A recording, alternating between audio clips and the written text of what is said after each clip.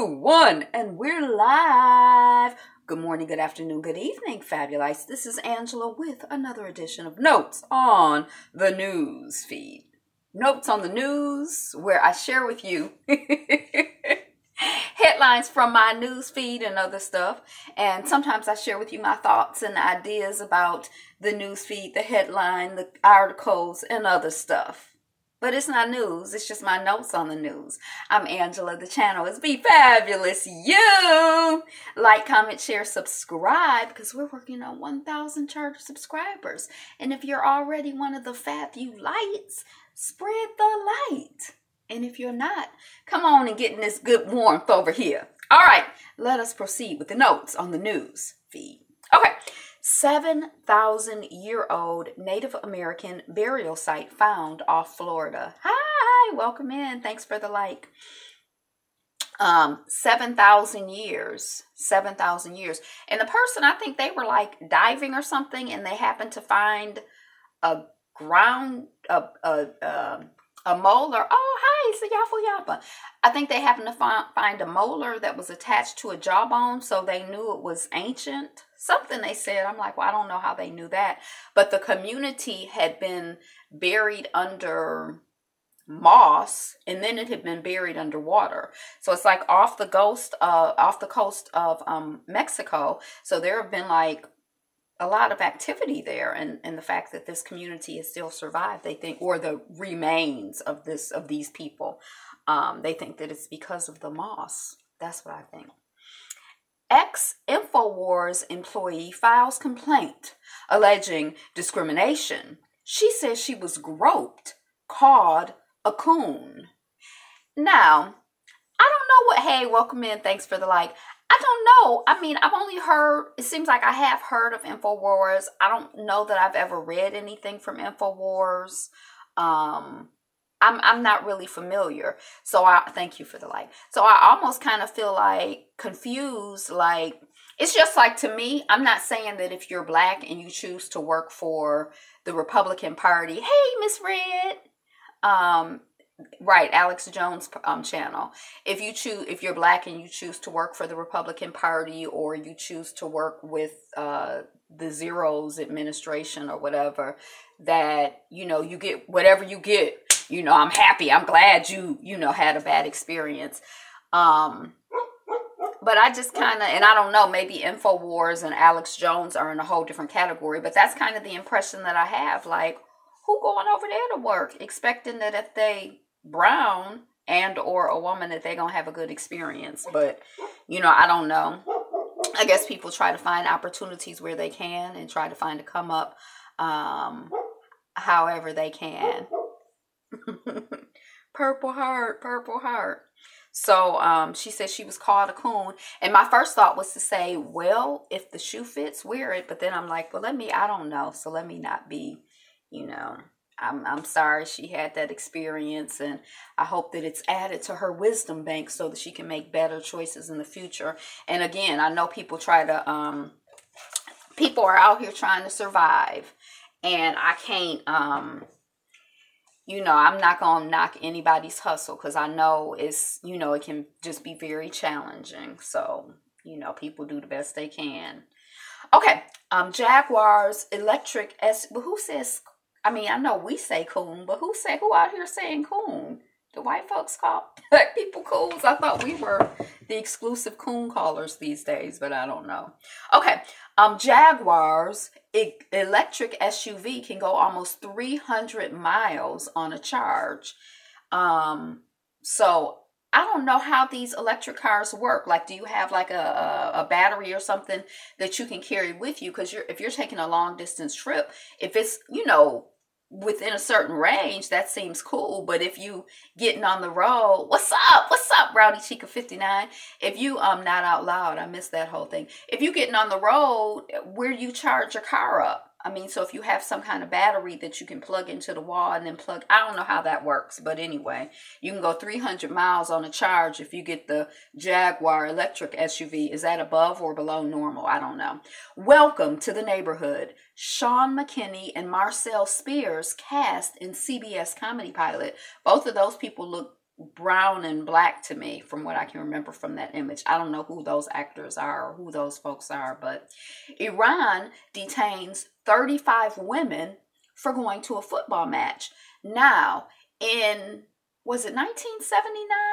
In 1979, plug it in, they have stations. Oh, they have stations. Like, do they have stations at gas stations? Or I guess if you're in that world, you kind of like are tuned in to where they have the stations at. I've never noticed a plug-in station for electric cars. We looping back for those who. Okay, so Iran detains 35 women for going to the football match. Okay, in various areas. So what I heard about this is that I guess it became illegal for women to go to football games like in 1979 or something. It's not been like a forever thing. There's something that happened in the country so that I guess for women, things got, hey, Frank G, what's up? Welcome on the line. I saw one at the beach, a charging station. Who knew? Yeah, I don't, do you have an electric car? Because you probably tuned in and noticed that stuff. Yay, my job has them and I saw them at the casino last night. Hey, Tina Beth, welcome on the line. We just all in the electric car conversation. You learn something new every day because you're lucky. Thank you for the likes. Okay, so Iran detains the women for going to a football match. So it wasn't always illegal for the women to go to the football match. They were going to the football match because there was someone, no, I don't have one, because there was someone there at the match that they wanted to be aware of the fact that, you know, women can't go to football games. They like half the population can't go to a football game up the street from me. Okay, moving on. Charging stations anywhere. I should probably read this out loud in case anyone who's on the line is looking for a charging station. We know there's one up the street from me, Yappo Yappa, but we don't know where you at, so that ain't gonna help us. But so they were trying to bring attention to the fact that, you know, we can't go to the football games. So they didn't like, you know, they say they didn't kill them. They just removed the women from the football game, which I'm assuming is a soccer game, and they put them in a more appropriate place, which I assume is someplace private. They don't want the women in public. So yeah, Iran.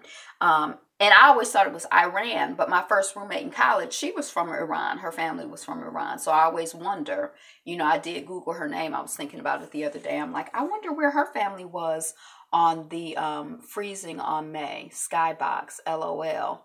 No, I don't think they put them women in the skybox. I think they put them in the police car or the police station or whatever, but I don't know. I don't think they put them in the special woman only skybox with hors d'oeuvres. But I always wonder what happened, you know, what happened to her and what her family story was. We didn't really get along because she would, like, in the middle of the winter time, we didn't have any big thing, but we just didn't connect. I'd come into the room and the window would be open and she'd be sitting there like with her sweatshirt on, and I'm like, it's wintertime, it's cold in here, can we, you know, it's like, just, we didn't choose each other, and, you know, we never got along. Bruce Margolis dies. 20th Century Fox TV executive, was 64 years old, and I was surprised because 64 does not seem, I mean, I know people could die at any age, but I'm like, what, you know, that just seems young to me. But when I hit the close the window, right, close the window and take off your sweatshirt if you hot. Hello, time reveals it's longtime 20th Century Fox executive.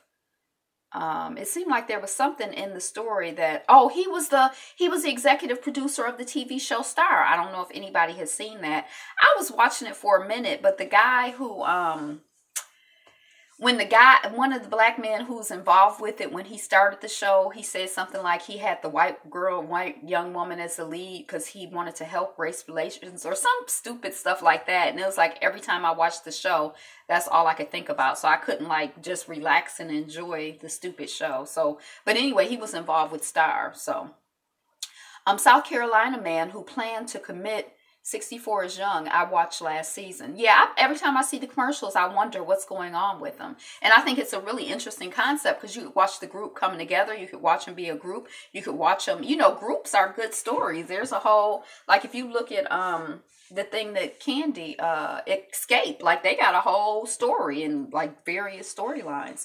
South Carolina man who planned to commit attack in the spirit of Dylan Roof, he's the one who murdered the Emmanuel 9, pleads guilty to weapons charges. Now, this man said that he tired of, the white supremacists out here just talking stuff, being like, yeah, white lives matter. He wanted to see some action like that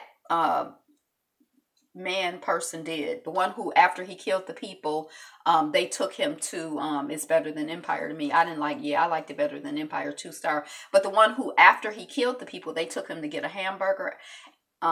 Him. So this guy wanted to be like him. Now, what was interesting to me and what was kind of confusing to me is that I guess they were like, it seems like the government was investigating him somehow, and he had already told them that he wanted to do what this man had done and go kill up some black people. I'm guessing that's what he said. And so when he went to purchase the gun, they arrested him. So I was sort of surprised, like, I didn't know white men got arrested for buying guns, even if they've said, that they want to kill black people. So I was kind of surprised by that story. We can't even take out our wallets, though.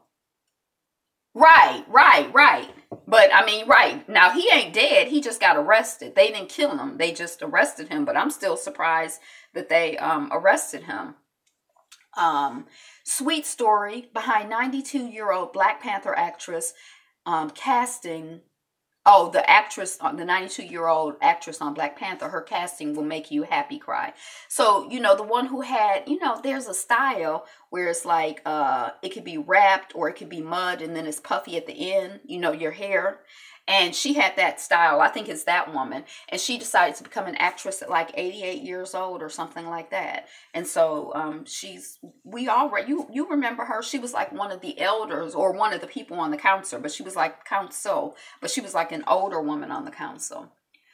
Baltimore's new top cop plans to test officers on their integrity. He's going to do random integrity checks because, the Baltimore police station has been, there's been this whole thing of like, how corrupt their cops are. And remember, we talked about the fact that, as many corrupt cops as there are in this country, that the 8 folks that they show the pictures of, 6 of them are black and brown. And most cops are not black and brown. I felt like it was some propaganda BS. I didn't appreciate it just looked like a mess to me. Russia is reportedly looking for more mercenaries after reports that hundreds died in a clash with the U.S. Now, what Russia says, according to this article, is that we have people who volunteer to go to war to fight, to fight against American imperialism or whatever. But they say that after these people got killed, they saw a lot more ads in the Russian newspapers looking for men to work in security who would take business trips to places like Syria for 3 or 4 months at a time. Now, it didn't say in the ad that you might end up dead. There's a high probability that you'll end up dead, but it seems like it could have. Like, based on the article, I'm like, it does seem like it could be an ad for mercenaries, especially if they lost a bunch now. But anyway, beautiful black women and the white billionaires who love them. Now, this was a weird story to me. It was very short. This is coming off of Black Then, which I think is like a blog. So I don't think they have much staff. So maybe they couldn't do the research. But it had Eve. It had Serena. Might have had Serena Williams. Yeah, it had Serena Williams. It was only a few. Like it was like less than 10 women. And it said that the reason that they wanted to do the story is because someone said, dang, I want to get this language right. So hold on, I'm going to loop back to it. I'm going to hit this story and then loop back to it. Okay. France grandfather admits 40 rapes and sex assaults.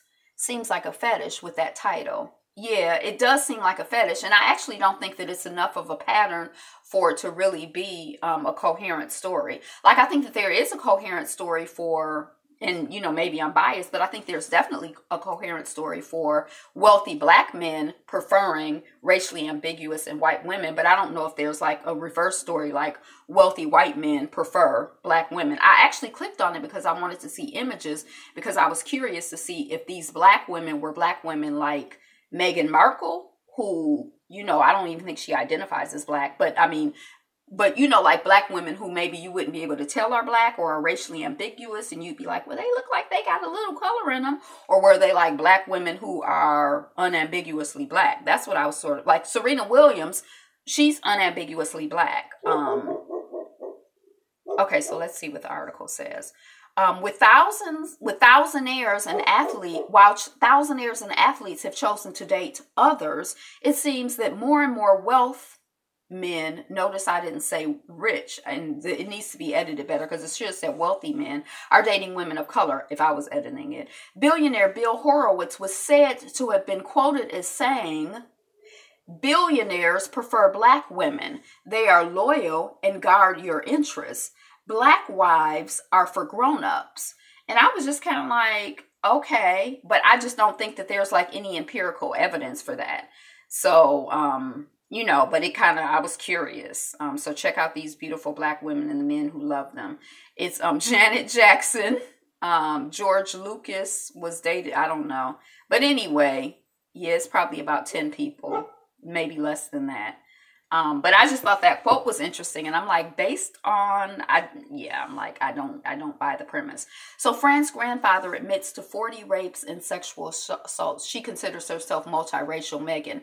And, yeah, and I don't think it's a fetish. I just think, you know, in the percentage of, like, if you get 100 people in a room, you know, if you get 100 white men in a room, money is the white man's makeup. If you get 100 white men in a room and one of them is married to a black woman, and you get 100 millionaires in the room and one of them is married to a white woman, a black woman, I don't know if that's like a pattern. But I think that if you looked at black men, I think the wealthier they get, at least what I see anecdotally, it seems like they, you know, the color of their women get lighter and lighter, you know, but I don't know. I mean, that's just how it appears. That might be propaganda. That's why I had put out the plea. I said, please, you know, I want to see examples of, you know, I want to try to retune my orientation because maybe I just can't see it and I'm buying into the propaganda. But, you know, who do we know? Like Stedman and Oprah. He's lighter than her. And you know, and then I started to get curious when I tried to find examples because Kenya and her husband, Stedman and Oprah, I've only found like 4 or 5. So if you know people, let me know. My mother and her husband, but y'all don't know them. They're all trying so hard to advertise the white man, black woman interracial thing. It's a fetish for those white men. It's just like buying a slave to them. Wow. But I wanted to know, like, you know, because, yeah, so I wanted to, like, see examples of something counter to what I think is going on. Because, you know, sometimes you think something is going on and it's not going on. There's this article that I saw, speaking of black women and slaves. There's this article. Now, this is grown people's talk. So if you know, 9 or, you know, sometimes I have some younger people who get on the line. Get off the line. But I saw an article about, this was probably about a year ago, about a woman who is she's into BDSM, and she is a slave, and she is a slave to a white man. And so she was just kind of talking about, you know, like her experience, and, you know, it was just kind of like a very, like, just the whole concept was, you know, disturbing to me. You know, like, I was just kind of like, oh my, you know, like, so I don't know, maybe, you know, maybe it is like a sexual fetish, or, you know, maybe they do have those types of relationships. I don't know. So grandfather admits to 40 rapes and sex assaults. I think this is in France, a grandfather. I think that, you know, usually people who are, I think there was an 11-year-old and a 17-year-old in that group of 40 women, or 40 girls and women, because they weren't all women. But I think, you know, some habits are hardwired. So like if you out here, you know, raping people, then, and that's how you know, get sexual gratification, I don't think you're just gonna stop. You know, I don't think it's gonna be like, oh, okay, I'm cool. I think it's gonna be 40 people that we know of, and probably more that we don't know of. Apartheid era flag, Nelson Mandela Foundation seeks ban. So this story is SSDC, Same stuff, different country. This is like the South African version of our Confederate flag. So there's a flag that's associated with white supremacy in South Africa, and people are like, it's insensitive and it's rude and it celebrates and glorifies a history of denigrating in black folks, and this is designed to humiliate black folks. And the people are like, it's our heritage, it's our history, you can't erase. It's the same conversation but just in South Africa. And I guess I at first I was kind of like, well, who knew? And then I'm kind of like, I don't know why because South Africa, we talked about this connection between South Africa, the United States, and Germany, and their collaborative efforts to share strategies and ideas and systems and, ways of holding down black folks and holding up white folks. I really want to talk about this whole white supremacy language thing because I hate that language. Top Mexican tarantula exporter is... You would think that the top exporter of the Mexican tarantula would be Mexico. But no, it's not. They're number 2. Number 1 is Canada. Who knew? Emir of Kano's fake Instagram account, arrest in Nigeria. So the Emir of Kano, and I couldn't quite figure out who he was, but I think this is an image where the man's face was covered. And I don't think I've seen very many of these images. But somebody had set up a whole fake Instagram account. It was a verified account, but it wasn't him. And he had said somewhere at some point, oh, I don't do social media. Yeah, look at that image. He's like, I don't do social media. And they I don't know if somebody was like, yes, you do. You got a verified account. And that's how they found out. But I don't know. Emir Muhammad Sansui, the 2, is former governor of the Central Bank of Nigeria. So anyway, that's, who was being impersonated on social media. So if you were following this person and you thought that's who you were following because they had a verified account, it's not verified. Now that account has been made private, but you might want to unfollow Emir of Kano or Kano if you thought that was the real account. Matteo Salvini, Northern League leader, berated by mother. I don't even remember what that was about. Art world stunned after African Mona Lisa painting goes for 1.6 million. And we talked about it when this painting was discovered. It was discovered a few months ago. I don't remember, but we looked at the imagery. I don't know why they're called. I hate when our stuff is called like the African Mona Lisa. I can't stand that. But it was found like in somebody's apartment. It is associated somehow with the civil war in Nigeria. The iconic Nigerian, the tutu, right? And I guess there's 2 or 3 other paintings by this artist that are missing. And so they thought that the estimated sale of the painting was projected to be between $275,000 and $413,000. So the actual price of $1.6 million is well above what they were expecting. Now, I don't remember. I think I looked on the article because I was curious about who bought it. I hate that too. They always want to put us in the context of them. Exactly. And framework and framing is so important. And that's why this whole, I saw something on the TV about, Harvard. I think it was Harvard. They said, they have their first majority minority class. And that term minority, I can't stand it because, even in parts, it's like we bought into it. And it's like you call yourself a minority even when you're not. And there's like, there's I'm a minority, it affects how you, and then that's how I feel about this term white supremacist. Like, I feel like it's not like an insult. It's like, to me, it's like a big upment. Like white, we know the connotation of white, even if we're not conscious of it. When we say it, we've been educated in this language. It has a positive connotation for us. And then supremacy, that's supreme. So when we're like, you white supremacist, to me, it's like almost subconsciously, it's a compliment. So anyway, that painting sold for 1.6 million. I wanted to know who had purchased it, but I don't think I found out. I'm like, is this a Nigerian? Because and I guess people. I have a very bad connection, so it's something at the time where I can't be outside. But hold on, I don't want to keep going because I don't know how this plays when I have a bad connection. I've got a bad connection. Okay, I'm back. I had a bad connection. India breastfeeding magazine cover ignites debate. So the woman is, you know, her breast is out, she got a baby on it, and she looking dead in the camera like, and what? You know, like, I'm breastfeeding my baby, and what? But the debate is it's not it's not the debate. I think part of the debate is that, you know, some people are like upset because, you know, babies eat milk from mother's breast the way God designed it, and people do it in public. Oh, and also in Indian culture, if you wear a traditional sari, I guess you can cover the baby up and your boobie up and everything. And so, you know, people are cool with that. But if you don't wear a traditional sari, maybe you're not the woman who wants to wear a sari and you want to breastfeed your baby. Some people are upset by that, but they were more upset because they hired a model for this magazine cover, but it's a model who doesn't have children. So I don't know whose baby that was sucking on her. I was kind of like, well, I don't know. I just was like, that part kind of freaked me out a little bit.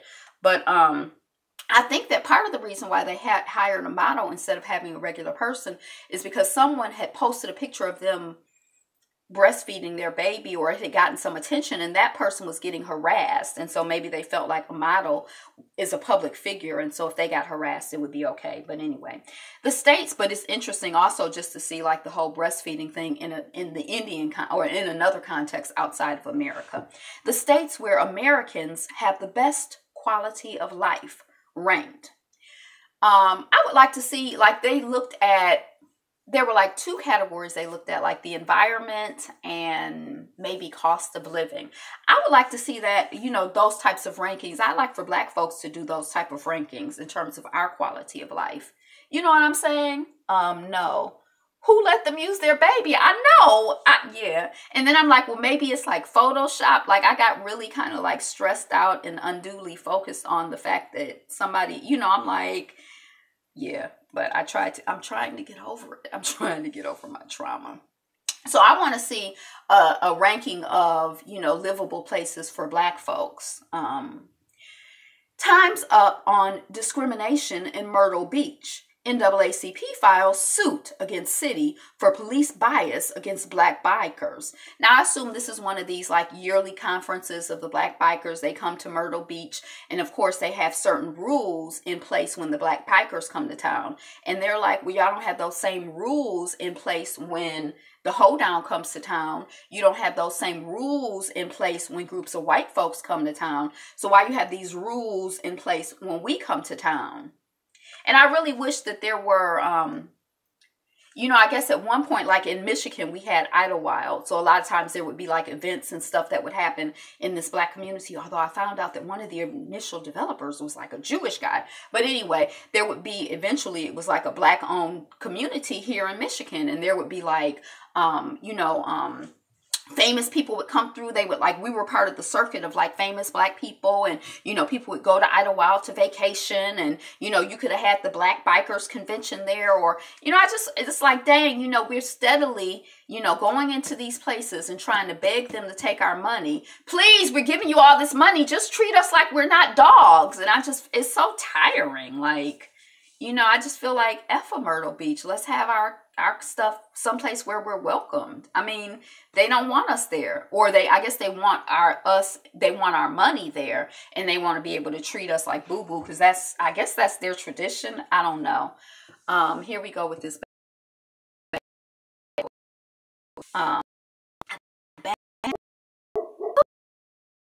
Yeah. Okay. So the NAACP, oh, okay. Hold on a second.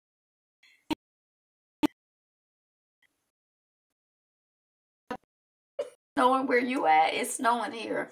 It was supposed to rain until 3 and then snow from 3 until, but it started snowing at like noon here where I am. It started snowing at noon. Okay. So the NAACP is filing a lawsuit, but I feel like you can't legislate for somebody to like you. If somebody don't like you, then somebody ain't gonna treat you right. You can't, when you start making laws and rules and all, if it's not in your heart to treat somebody right, can't nobody I'm not a fan. I don't believe it. Naomi Harris, but you know, that's a whole, Naomi Harris rocked bare feet on the red carpet like a boss. And I looked at the article and now I can't remember because I'm like, I don't know who Naomi Harris is, but I guess it's good that she was rocking her bare feet if that's how she was feeling. Because I like to wear my feet. I mean, I'm like a naked girl. If I'm feet, I like to take it off. So I'm in favor of it for everybody else. Maybe not in my house, but in your house, in your space. San Francisco's downtown area is more contaminated with drug needles, garbage, and feces than some of the world's poorest slums. What's going on in San Francisco? Is there like a whole bunch of homeless people there, or whoa, I'm so glad it's not cold enough to snow here. It's Michigan though, so I know it's likely to change. Girl, I'm in Detroit, so it was raining this morning. It's snowing now. And it's, I don't know what the roads are like, but it was like right around like 35 degrees, so like about to be, where it's going to be icy out there. They canceling the rehearsal, they had tonight or whatever. So I don't know if there's like a bunch of people living, like who's making a bowel movement on the street? Why is there feces on the street? It must be homeless people. It can't be people who have a place to go use the toilet. I mean, I didn't read the article, but I'm like, what is going on in San Francisco? And the last time I visited San Francisco, I liked it, but I would not like to be on the street with anybody else's feces. I can tell you that. So that was coming off of Google. So I don't know, maybe now that we're talking about it, I'll take a peek at the article later if I get a chance.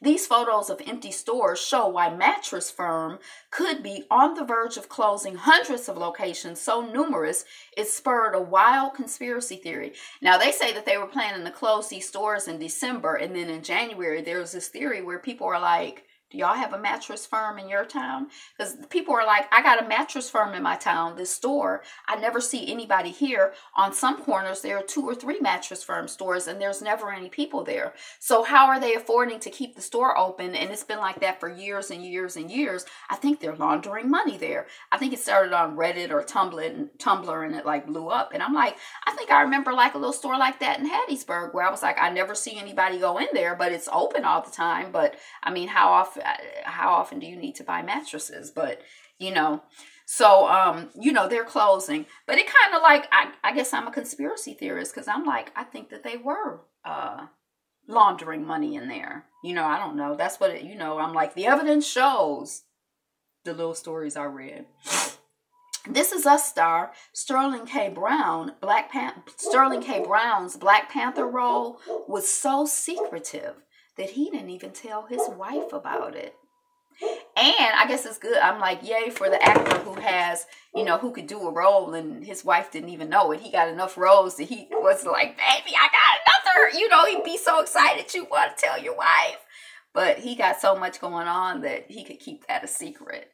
But I didn't know he was in it until it came out. So, but I don't know if I follow him. Them ones here never have anyone in them. Right, mattress. I was like, I don't know if it was called Mattress Firm, but it was a big mattress store. They got caught. Where did he tell her he was going at night? He was doing his rehearsals during the day, Mr. Yappo Yappa. He wasn't going no place at night. But didn't they? Oh no, they filmed in Atlanta. I don't know where he lives. I think they filmed mostly in Atlanta. Probably his part especially. Kenyon Film School takes on Hollywood for an Oscar. I have no idea what that article is about, so we'll just keep moving. Georgia teacher fires gun in classroom, no one hurt. So y'all heard about that story where, the teacher locked himself in the room, and the principal is like, what's up? And he started shooting through the door. That's how I heard the story. I don't know if that's like an accurate portrayal. And, when I was talking to my mother about it, she's like, well, were there any kids in the room? I'm like, whether there were children in the room or not is actually like secondary, because if his behind is crazy enough to be shooting at work, or I don't know, I shouldn't say crazy like it's a casual thing, but I mean, if you shooting at work, it could have been kids in there or not. He probably something is going on. Because I mean, I've gotten upset. I mean, who's shooting a gun at work at their boss? I mean, something is clearly not computing here. And then somebody was talking about, oh, I wanted to talk more about, or I wanted to hear, I want to read some stuff about this whole school to prison pipeline, because most of these shootings happen in schools. Have there been any shootings that happen in low to moderate income areas? I don't know what I don't know what's going on in the schools that have these shootings. I don't think I've heard of any schools being shot up that had mostly black and brown students. I don't think I've seen those pictures. And even in this school, this has more brown students and black students than I've seen. But if you have teachers that are armed, and the children, no mass shootings, one here and there. If you have teachers that are armed, maybe it is no longer like a school to prison pipeline, but maybe you've turned the school into a prison. And what if there were kids walking around past the door at the time? I mean, who shoots it? Who's shooting at work? I mean, you go to a range and it's like there's no... Anything could have been going on. I don't think it was like a rational thing like, oh, well, I just shot at work and I knew no children were around. I don't think that he was able to care or whatever, because, yeah, I mean, I've been upset at some people that I've worked with, but I've never shot, and I've had a gun at work and I've never used it, but I'm just saying. I've never had a gun at work. That's absolutely untrue. My mother told me I have to watch what I'm saying on these interwebs. That's not true. I don't know nothing about no guns. I don't know nothing about shooting no guns. Researchers may have detected signals from the universe's first stars. Gonna go now. Going to be a school to grave pipeline, right? Because somebody I heard was talking to today about, somebody I heard talking today was talking about, and we know that just like the cops are more likely to shoot us, just like our children are more likely to be suspended. They suspended and beating up little kindergarten kids, little black and brown kindergartners. If they got guns, what? So right, it's going to be a school to graveyard pipeline. Lady Eve from Black Lightning, I guess she'll have more customers and stuff. But see, what I hadn't really thought about it, but it's like those schools are not really the schools that we haven't had any shootings in those schools. Now, I don't know if these school resource officers, when I was leaving schools, they were just starting to bring in metal detectors for the most part. When I first started, it was kind of like an unusual thing for a metal detector to be in a school. And when I was leaving, it was way, way, way, way, way more common in New York for that to happen. So I don't know if they have, like at this school, I think that school resource officer was on campus and armed. So I don't know if they already have armed, cops in the schools, because I know some people have been advocating for that. I know we saw that one image of that big burly grown butted white man throwing that girl child who was in that desk chair, slamming her to the ground. I don't know if he was armed or not. I'm going to have to assume that he wasn't, because if he was, something else might have happened. But maybe he felt that he could physically take her, so he didn't need to. I don't know. Researchers may have detected signals from the universe's first stars. What I used to think was beautiful when I studied astronomy is the idea that when you look at light, because light takes so long to travel, it's like you're looking back in the past. So like if you're looking at stars, a lot of those stars don't even exist anymore because they've already made their transition, but their light is still traveling to us. And I just thought that was really, really beautiful. I miss the good old days when there was no smoke in school from gunfire. It was just coming out the bathroom in the boys' room. Yeah. It is funny. I'm just not laughing. I'm laughing on the inside. Because this stuff it's like a mess. It's like a mess. Missouri high school officials barred students from re-entering school after gun violence protests. So the children said, we're protesting. Other kids like us been getting killed in school. We gonna protest. We gonna go out. They had little signs, that said, don't shoot me, am I next or whatever. They had a protest 11 o'clock. They went out and they protested, the children at the school. And the administration said they can't come back into the school. I don't know if it was that same day or the next day, but they barred the children from coming back into school after they, protested violence in schools and gun violence and being, children being murdered in schools. Missouri just seems really, really regressive and really, I don't know, they seem more regressive than most places. I remember seeing this statistic that they're very segregated. And when you see large pockets of black people or brown people, of non-white people, that those places tend to be prisons. Like if you look at, I was like, what in the... I guess it's like a plantation, all of the black and brown folks concentrated, in certain areas. But I'm like, prisons, I thought it was going to be, projects, not, I don't know. I was just like, government warns pregnant women in Ghana against taking skin bleaching pills. My problem is that our people and our children have been saying for years something needed to be done about the violence and no one cared. Now that it's white faces, someone cares. Well, I cared and we cared, and I think we have to we have to stop expecting anything from them. We have to just stay on our path and do what we need to do for us. We can't we can't wait for them to legitimize or authorize our, us, our feelings, our beliefs, our values, our agendas. We have to, and I think it's a tricky thing. I'm working on a book on authority, but I think it's like a tricky thing because, part of it is like we've been trained and oriented, and it might just, I don't know if it's like human nature or not, but I think it's like a hard do to get out of this, right? Y'all agree with me, right? Like to just be able to be like, this is what's true for me because it's true for me. God doggone it. And that's it. That's the end of the story. You can like it or not like it. I don't care. It doesn't even matter. I think it's hard you want to be like, I'm basically referring to the numbness I feel when I see them on television. Oh, yeah.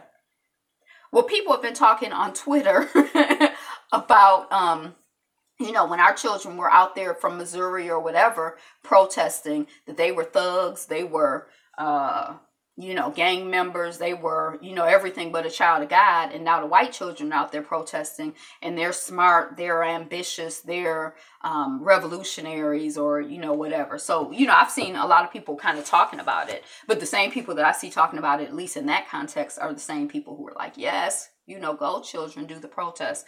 That movie, Our Streets, was that set in Missouri? When I saw that with those young people, and just there's the way I felt after I saw it, I felt so encouraged. Like they're setting their agenda and they're on it.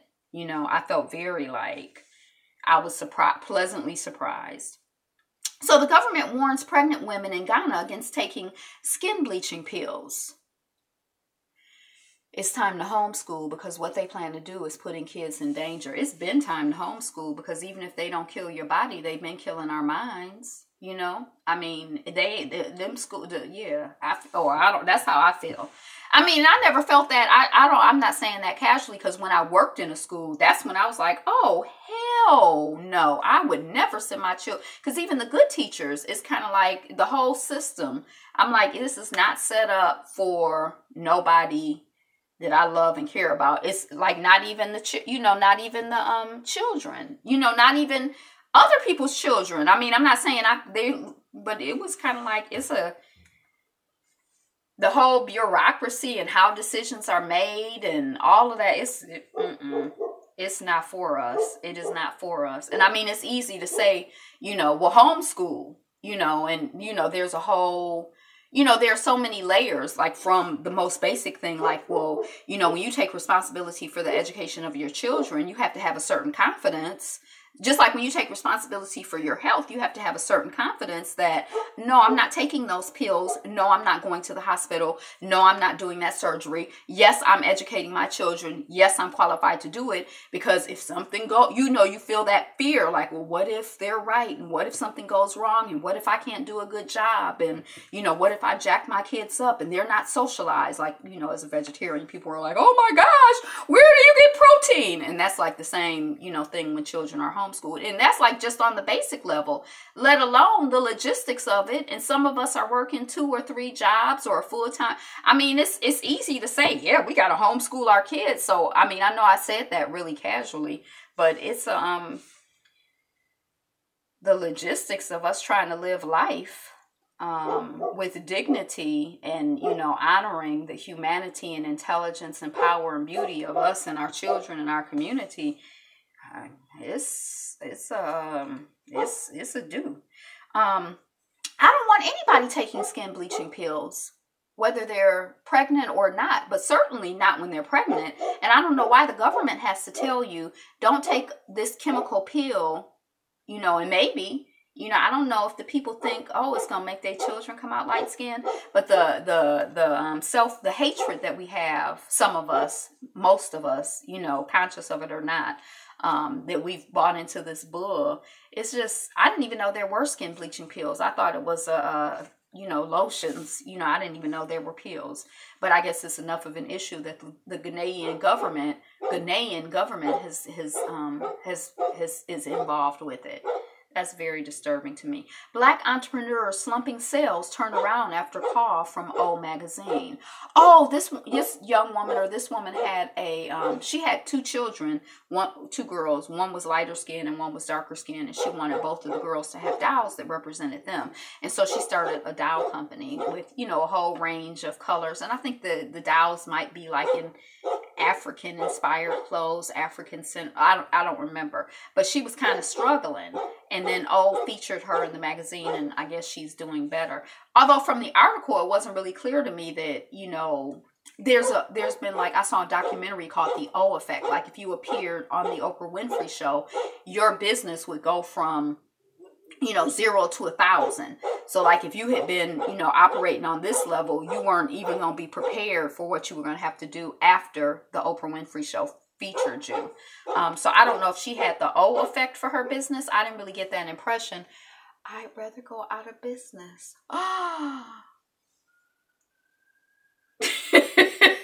Did have O shout you out? That's deep. So I don't know if she had the O effect or not. I couldn't really tell from the article. That's a whole nother conversation. Maybe that's a share on a video, because I don't, you know. Yeah. No, I mean, again, like, it's complicated existing in this country. I mean, and what choices you make and what you buy into and what you don't buy into. And I don't envy those African Americans. I don't envy them one bit. Black customers forced to pay for meals in advance. You people still. This is at some. Oh, it was like a buffet restaurant, and the people wouldn't let them. Again, you know, I wouldn't have been. I'm not gonna pay for my meal in advance, and I'm not gonna give you money to treat me poorly. You know, if I know, I'm not gonna participate in it. But you know, SSDD. So another story like that. First Afghan female cadet off to Sandhurst. I guess they said they were letting, oh no, that's in Saudi Arabia. They were letting women in the military. Is Afghan, that's like a whole nother country, Afghanistan, right? Okay, yeah, I don't know anything about it.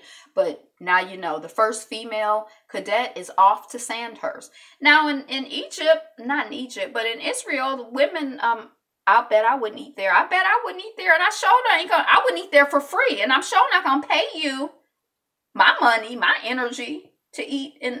But I'm not really a big buffet person anyway. Ethiopian Jews in Addis Ababa.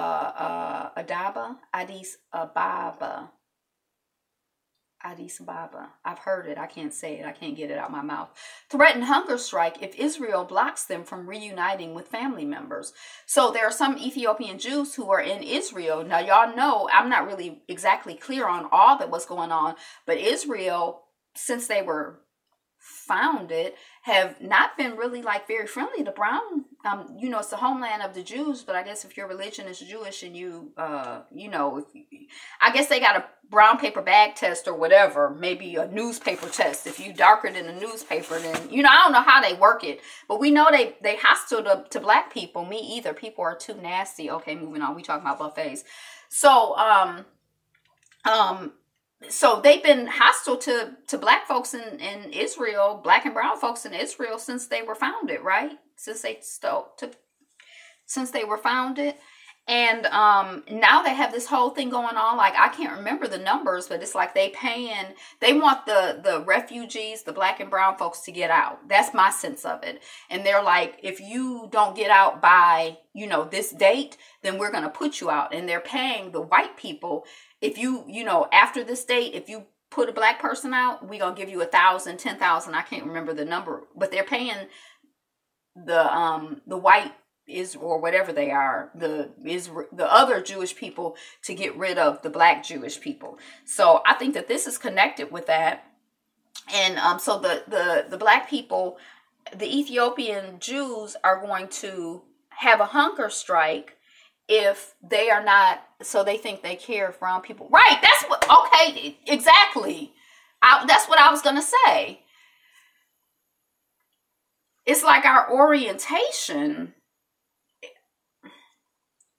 I guess we really just have this desire for them to care about us. Like, look at how bad you treat us. Look at how much you're hurting me. Look at my pain. Look at how black people don't think highly of themselves. Like, it's like, please see our pain. And, it's like it's just hard for us to process. It's hard. Like, I think it's hard for me to process that people like lie and cheat. Or lie in particular, it's like it's hard. So I guess it's just hard as a people for us to process that not only do they not care about us, they would be happy if we starved ourselves to death, but, they have had a concerted, organized effort to hurt us. It's not just that they're indifferent, like their behavior shows hate. Dang, I had that dang on video playing because I wanted to see if I had finished Black Lightning, and now it's over. I've been up here talking. And then begging, I couldn't care less what they do or think when it comes to us. That ship sailed a long time ago. Yeah, that's what I like to think on the surface. They gonna just start digging mass graves now and wait. Right, they like, good, we don't want you behind in Israel anyway. And that's just like us, like, let us into the buffet. Let us into Israel. It's like we're begging and pleading, like, let us come into these spaces and treat us. Please let us come in and please treat us like we're humans. And it's like, yeah, I don't know. I mean, God help us, And, I feel like there's something in our training, in the propaganda out here, in the media. Like, I feel like there are certain ideas that that we're absorbing without even being aware of it. Somebody said that I read an article or skimmed an article that said that Wakanda was like a Trump, like they were like, like a wonderland for, dang, I can't remember what language they use. But basically it was sort of like an interesting concept to me because it's like, I didn't think deeply about it because I was in the middle of doing something else. But you know how you can be fed propaganda and you can be fed certain ideas without even being, we should have stayed to ourselves. And, but the thing about us staying to ourselves in their country is, and it's like, I'm like, their country, look, my mouth is bleeding just saying that. I don't even know how to, but it's sort of like what we did. Like, there are black communities all over the place where we try to stay to ourselves. And, like in Tulsa, they come, they burn them down. They like, can you just leave us alone? Some of us just want to be left alone, but it's like they won't. I don't know what to do when people won't leave you alone. I don't know what to do when people won't leave you alone. Brazil's top court approves controversial forestry law. I don't remember what that's about. I'm going to keep moving. But that's coming off of bbc.co. Mom charged in baby's death after off-duty cop crashed at 94 miles per hour into their vehicle. So y'all heard about this story. I saw it on like the news, not just on my news feed. But the man was, our problem is that we made the mistake of not forming methods of defense once we got those communities built. Yeah. And that's why, if when they even think you have a gun, I mean, like but see, when they see any impression of you having a sensibility of defense, like they're on the attack. So I mean, I don't know if just because, you know, the Black Panthers or, you know, whatever, you know, there have been different movements here. The Republic of New Africa here, they came into meetings with guns. You know, when Black people were like, well, we want 3 states, 5 states, 6 states, where it's mostly Black, and we just gonna go have our own, you know, the Republic of New Africa. They are narcissistic, don't want to leave us alone, but don't want us around. Cray cray. They are. It's cray. They cray cray. The whole. And so what do you do? What do you do with narcissistic, crazy people or systems? And like, you know, but they came in guns blazing. They make up stories when you know, try to follow their rules and follow their laws. Oh, it's okay for me to have a gun. They come in and shoot you. They make up stories if they know that you're. Now, I did hear there's a book called We Did Fight Back, We Will Fight Back, just like that cop who did not go into that school. He had the weapon, but since the suspect had one also, he kept his behind outside. Right. And the suspect, he probably had this kind of gun, and the suspect had another kind of gun, and that's not like really, you know, but we will fight back. So talks about the fact that and this is the thing, during the civil rights movement, the book talks about, if I remember correctly, this idea that a lot of times when the people would come, like the KKK thrives in situations where people are unarmed and aren't going to shoot their behinds. When they know that you have a gun and you're going to use it, a lot of times, you know, there ain't no cross burning, there ain't no lynching. They leave your behind alone. Now, they may not leave your behind alone for long, but when a lot of the civil rights organizers were coming to a lot of places, and we don't get those stories a lot, but there is documentation of it. We don't get those stories because us understanding the power of us defending ourselves, there's like an agenda against keeping that message out. But that, I think it's called We Will Shoot Back. But he had documented instances of, you know, people coming down like, yeah, we freedom riders, we going down from Detroit to, you know, Mississippi, and the people driving around, and them the Mississippians being like, yeah, we got our guns, and it was a non thing. You know, we are a very peaceful people. We just take action where we have to, as it should be. Right. That's exactly, you know, but yeah, I mean, yeah. Because I think that just because hey, Mary Jane, I was listening to you this morning, girl, welcome in. And I think that just because, I think that we have to stay encouraged. And I think we have to continue to do the analysis. And I think we have to do it from a global perspective, because I don't think that we should, like, on one hand, I'm like, well, you know, the Black Panthers, they tried to get armed and look at what happened to them. You know, you feel like, but that's just like one example. They're like, just like in the same way that there's this idea that Black folks were enslaved and we just took it. We just took the beatings. We just took, you know, and a few of us escaped, but for the most part, we just took it until the good white man freed us, or until the good white people on the Underground Railroad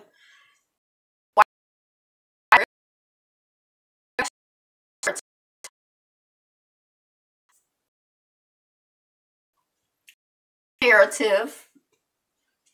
I got a bad connection.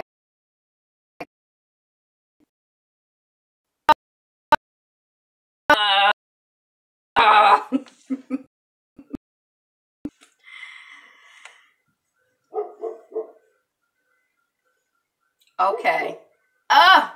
Okay. I don't know what's going. Okay. So the true narrative is that we helped ourselves, and we have always helped. Still with you, sis. Look, it don't come back until the connection come back.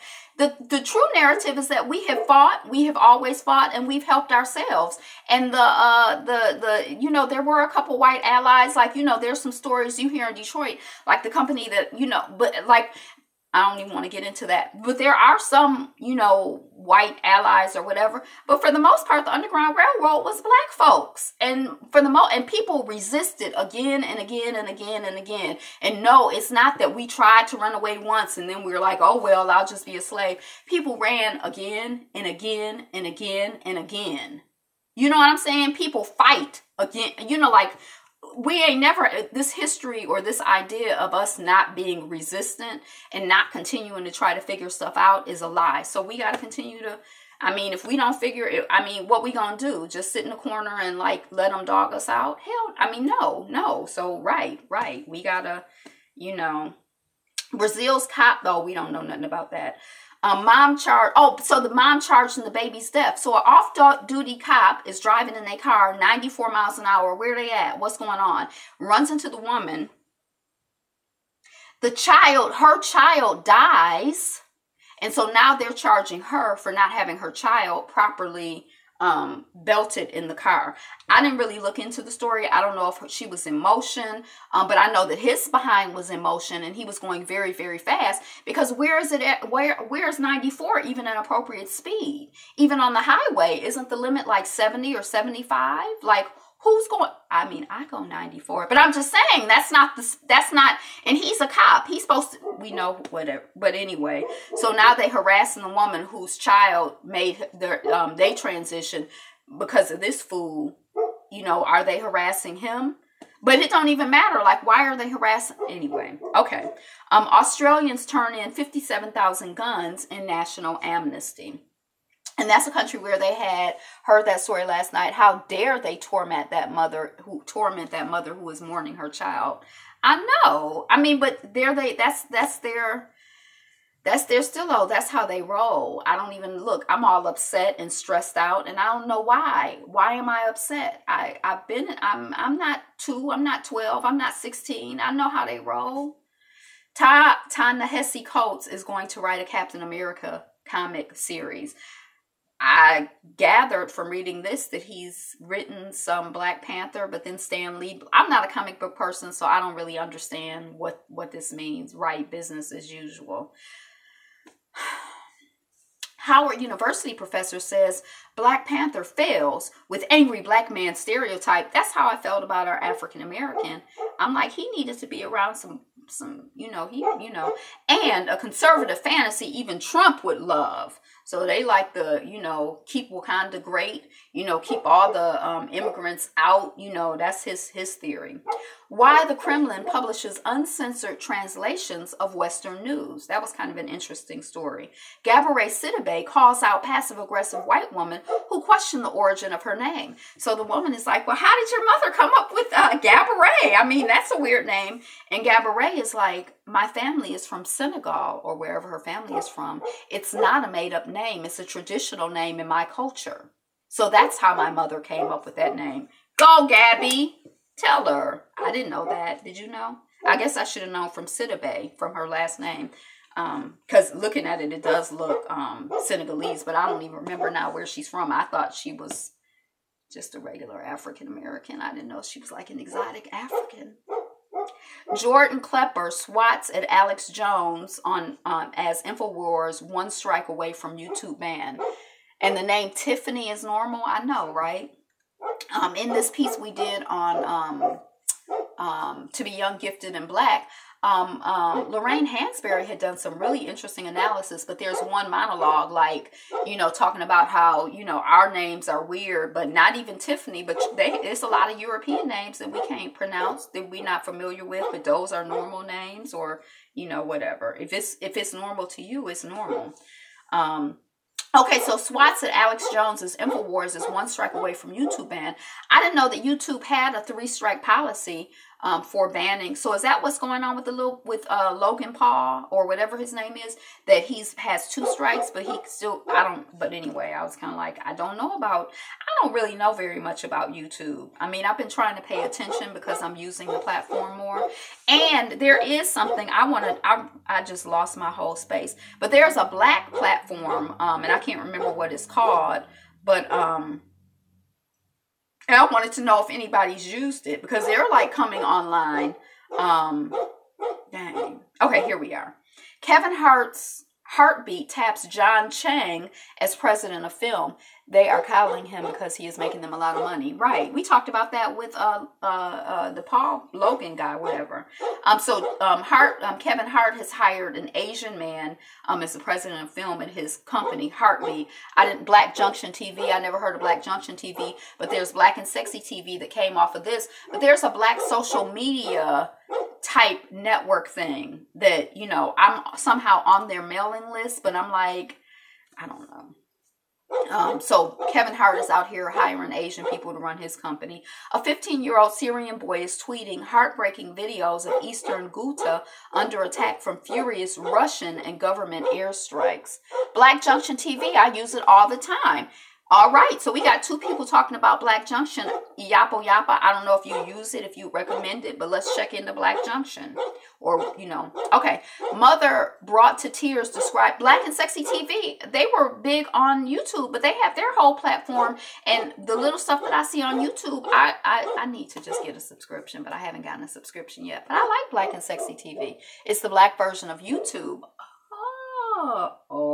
Oh, is the platform, do we own the platform? Mother brought to tears describing constant discrimination her daughter faced from basketball coach.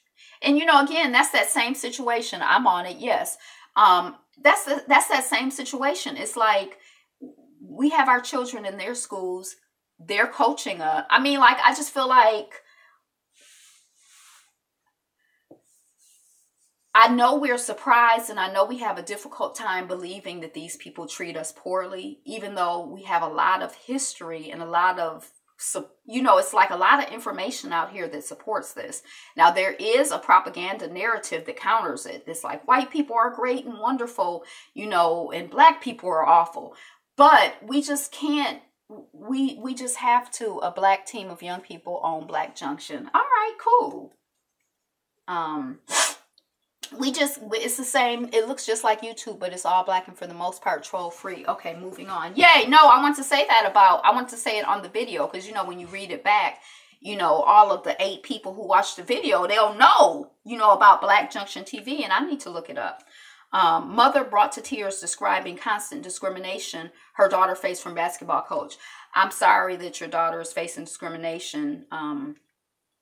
You know, I'm sorry.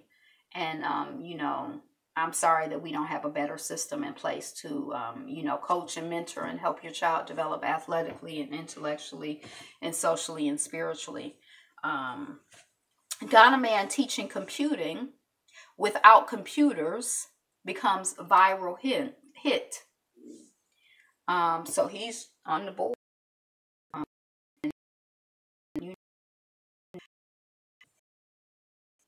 What that story just reminded me of is connection.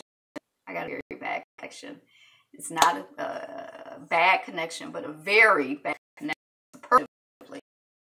While this thing does this, I am going to look to see if I can find that so what that reminds me of is how creative we are, and how, you know, yeah, this is how you're supposed to do it. And we do that. We do things all the time with you, sis. We do things all the time that, like, our creativity, like whatever the rules are, they don't apply to us, because our creativity has us on a whole different level. So we don't have to feel like we're limited or hampered in any way by anything, because we're not. We're unlimited, and we're, you know, abundantly blessed, and just, you know, an abundance of resources. And dang, I should have had a better system in place, but I didn't know we were going to be talking about this, because I want to ask or somebody to look into this one, because now I can't. I'm gonna look on the video, because I'm like, now I can't even remember what was the Black YouTube. Look here, we were just talking about that earlier with the Black Mona Lisa, and I'm like, the Black YouTube. I'm so ashamed. It just fell out of my mouth. Anyway, that's all I got. Yeah, that's all I got. Because, you know, I don't know if I talked about this story, but there was a story that I saw where a woman had, it might be this story of where the woman said she was upset about the discrimination that her child faced. I love you too. She was upset about the discrimination that her child faced, because her 9-year-old son, this was a white woman who has African children, one from Ethiopia and one from the Congo or something like that. And so she posted up on Facebook, hey, this happened to my child or my children, and they called them an Nigger. And so Facebook was like, they got on her for using that term, and said, now she was just describing what had happened to her child. But they got on her and they said that was an inappropriate post because she used that word. So she reposted it and did not use, she said N-word or whatever. And Facebook suspended her account for being, you know, hostile to the YouTube environment or to the Facebook environment or whatever.